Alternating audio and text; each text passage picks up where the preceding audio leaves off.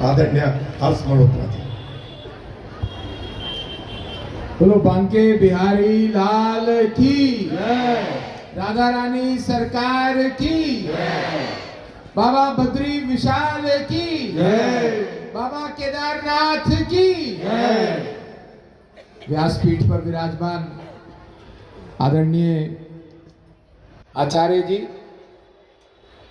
मेरे बड़े भाई जिनके आमंत्रण पर मैं यहाँ उपस्थित हुआ हूँ, भारतीय जनता पार्टी में भी वरिष्ठ नेता है और हमने इनके मार्गदर्शन में पार्टी में कैसे काम करना है, संगठन में कैसे काम करना है सीखा है। ऐसे बड़े भाई वीरेंद्र जवान जी, जोरदार तालियों से इनका अभिनंदन। वैसे तो आप रोज ही कर रहे होंगे। और यहाँ पर उपस्थित सभी प्रबंधक समिति के सदस्यगण, पदाधिकारीगण, और मैं उतना सौभाग्यशाली नहीं हूँ जितना आप लोग हैं। महाराज जी के श्रीमुख से श्रीमद् भागवत कथा का आप पूरा वृतांत सुन रहे हैं।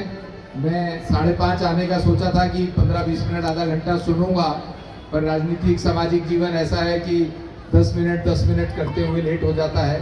पर फिर भी अपने आप को सौभाग्यशाली मानता हूं कि मैं यहाँ राष्ट्र की वंदना का वंदे मातरम गीत, जो बहुत सुंदर तरीके से हमारी माताओं बहनों ने यहाँ प्रस्तुत किया है, और धर्म का राष्ट्र के साथ मेल, मैं ऐसा मानता हूँ ये बहुत अच्छी सोच आदरणीय आचार्य जी और आदरणीय वीरेंद्र भाई साहब की है।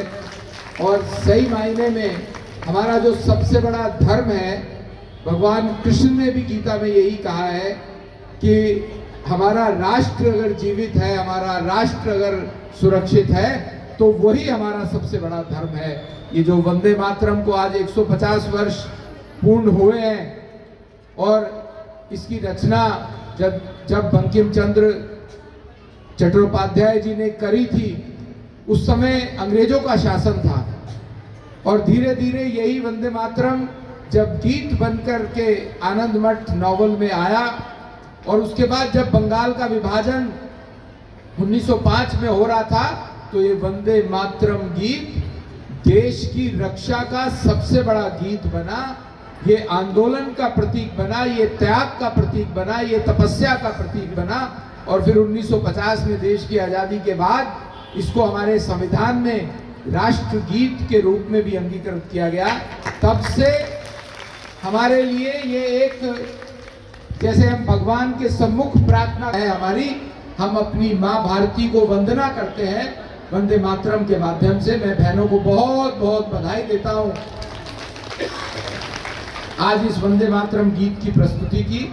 और मुझे मालूम है कि भजन के बीच में भाषण का कोई काम नहीं होता। हम सब लोग अभी आरती की तरफ अग्रसर हैं।